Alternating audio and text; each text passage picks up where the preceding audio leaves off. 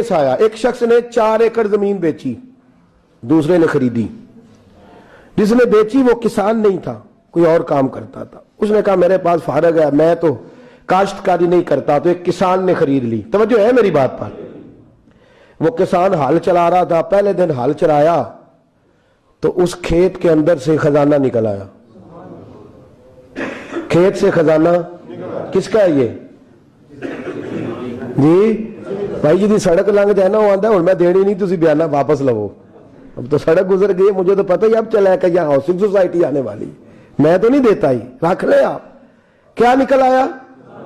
ہیرے جواہرات چاندی لال نکلا ہے. اب اٹھا کے نا وہ شخص نکلا ہے, وہ رکھ لیتا, سنبھال لیتا, کیا ضرورت تھی, ویسے بھی لوگ تو پیسے بتاتے ہی نہیں کتنے. اٹھا کے نا وہ خزانہ, تو جس نے بیچے تھے اس کے گھر چلا گیا. کہنے لگا میں نے زمین خریدی تھی, خزانہ نہیں خریدا تھا, تیرا ہے, تو لے لے, تیرا ہے, رکھ لے. وہ بھی صحابی رسول ہے. میرے نبی نے دنیا کی محبت کھینچ ڈالی ہے دلوں سے. وہ کیا کہنے لگے؟ کہنے لگے میں نے تو 4 ایکڑ سے بڑی مشکل جان چھڑائی ہے, تو اب پھر دولت لے کے آ گیا ہے. اس نے کہا یہ تیرا ہے, تو ہی رکھ, میں نے زمین بیچی تھی تو جو اس کے اندر تھا وہ سارا ہی تیرا ہے, بیچ ڈالا تھا. کہنے لگا نا میں نے زمین خریدی ہے, خزانہ نہیں خریدا. وہ کہنے لگا نا بھائی میں نے تو ہر شے بیچ دی ہے, اس میں سے پھل اگے, پھول نکلے, وہ سارے. جاگ رہے آپ لوگ؟ آنکھوں ہے ہی کام جاگن والا ہے, یہ ہوتا ہی نہیں. یہ عجیب معاملہ ہے نا جی. یہ فرشتے ہیں جو دنیا میں بستے تھے, یہ انسان تھے جن کو فرشتے بھی دروازے کھول کے دیکھتے تھے یہ کیسے انسان ہے. اب مقدمہ حضرت عمر کے پاس آ گیا. توجہ ہے میری بات پر. حضرت عمر فاروق کے پاس آیا. حضرت عمر فاروق نے دونوں کی بات سنی تو جس نے بیچی تھی اس سے کہنے لگے پرانے مالک سے, چل یار تو لے لے, مجھے لگتا ہے کہ تیرے ہی ہیں, تیرے بڑوں نے دبائے ہوں گے, تو نہیں نکال سکلا, تو ہے تو وراثت تیری بنتی ہے نا, رکھ لے. کہنے لگا عمر آپ کیا سرائی کر رہے ہیں, اگر یہ بات غلط ثابت ہو گئی اور قیامت میں مجھے اس خزانے کا حساب دینا پڑا تو آپ میرے ساتھ اٹھیں گے نا, میرا بوجھ اٹھائیں گے نا؟ حضرت عمر کہنے لگے جی میں کوئی نہیں اٹھاتا, میں تیرا بوجھ.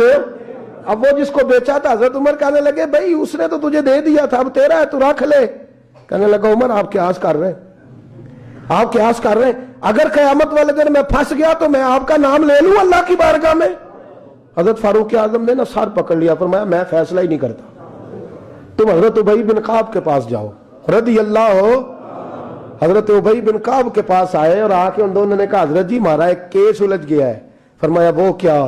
صحابہ وہ صحابہ تھے جن کی ہر صبح عید ہوتی تھی, خدا کا قرب حاصل تھا, نبی کی دید ہوتی تھی. حضرت ہمارا کیس الجھ گیا, حضرت عمر سے فیصلہ نہیں ہوا, آپ مہربانی. فرمانے لگے وہ کون سا کیس ہے جو عمر فاروق سے فیصلہ نہیں ہوا, وہ کون سا کیس ہے؟ کہ حضرت جی یہ معاملہ ہے. توجہ ہے میری بات پر. یہ والا معاملہ ہے کہ اس نے بیچی ہے جگہ, میں نے خریدی ہے, اب خزانہ نکل آیا, میں کہتا ہوں تیرا ہے, یہ کہتا ہے نہیں تیرا, میرا میری نہیں. جی یہ کون سا دور ہے؟ بولے نا وہ کون سا دور تھا؟ خیر الناس من ینفع الناس, لوگوں میں بہتر وہ جو لوگوں کے لیے نفع بخش. یہ کہتا ہے خزانہ تیرا ہے, میں کہتا ہوں نہیں, تو کون سا دور ہو گیا؟ تیرا تیری کا. حضرت سیدنا ابی بن کعب رضی اللہ تعالیٰ عنہ نے سر جھکا لیا, کہنے لگے میں فیصلہ کیا کروں, میں بہت بڑا قاضی ہوں پر یہاں میں بھی الجھ گیا ہوں. اب فیصلہ سنو, خوبصورت فیصلہ. حضرت ابی بن کعب اس سے پوچھتے ہیں بیچنے والے سے تیرے بچے کتنے؟ کہنے لگا جوان بیٹا ہے. خریدنے والے سے کہتے ہیں تیرے کتنے بچے ہیں؟ اس نے کہا جوان بیٹی ہے. کہنے لگا میں ان دونوں کا نکاح کر کے سارا سامان انہیں جہیز میں دے دیتا ہوں, ان کا نکاح کر کے سارا کچھ انہیں جہیز میں دے دیتا ہوں, تیرے گھر بھی آ جائے گا, تیرے گھر بھی. یہ فیصلہ سیدنا ابی بن کعب رضی اللہ تعالیٰ عنہ نے دیا. لوگ رو رہے تھے, کہہ رہے تھے کیا بات ہے اس فیصلے کی, کیا بات. ایک نوجوان تھا مینا کے بازار میں, دوڑا جا رہا ہے, ایک بابا جی اس کو ملے, بزرگ. تو ان بزرگوں کے اس نے, توجہ ہے میری بات پر آپ, ان بزرگوں کی تھیلی اس نے اشرفیوں والی چھین لی, چھین کے دوڑ گیا, کافی آگے چلا گیا تو گر گیا. جب گرا تو نظر آنا بند ہو گیا. لگاؤ اللہ کے ولی کی بے ادبی ہوئی ہے, اس لیے نظر آنا بند ہو گیا, بے ادبی ہو گئی. بڑا پریشان ہوا, سخت آزمائش کا شکار, کیا کروں کدھر جاؤں.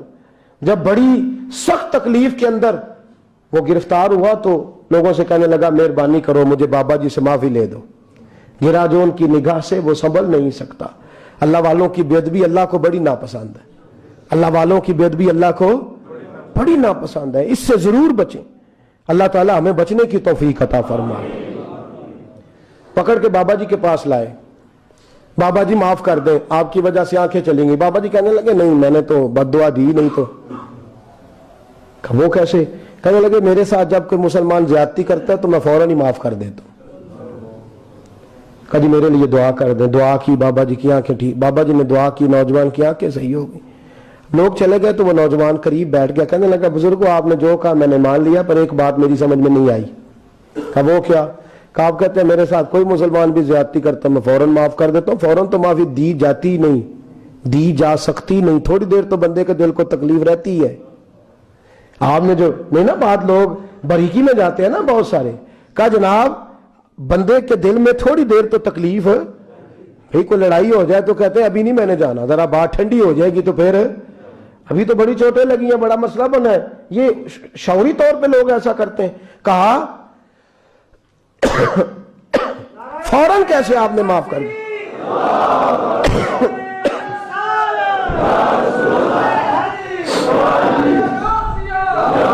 कहा फौरन कैसे माफ कर दिया?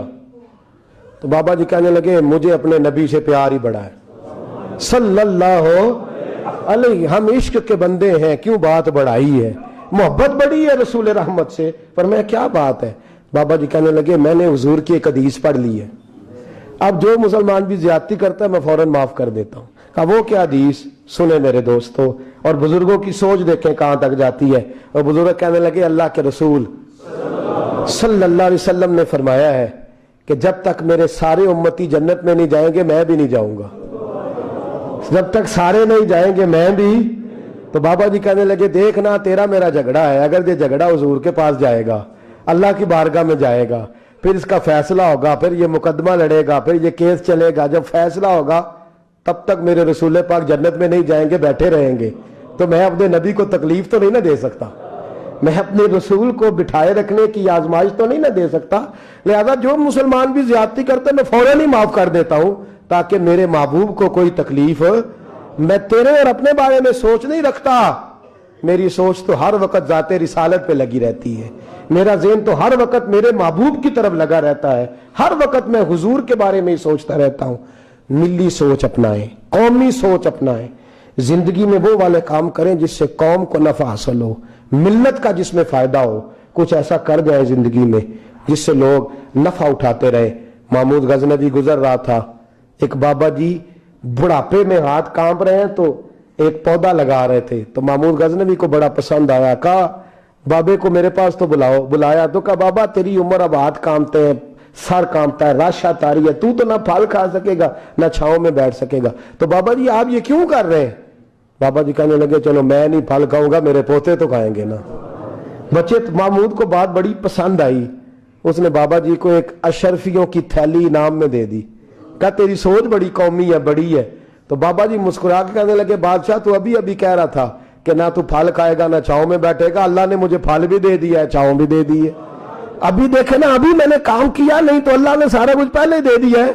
बादशाह और राजी हुआ, उसने एक थैली और दी।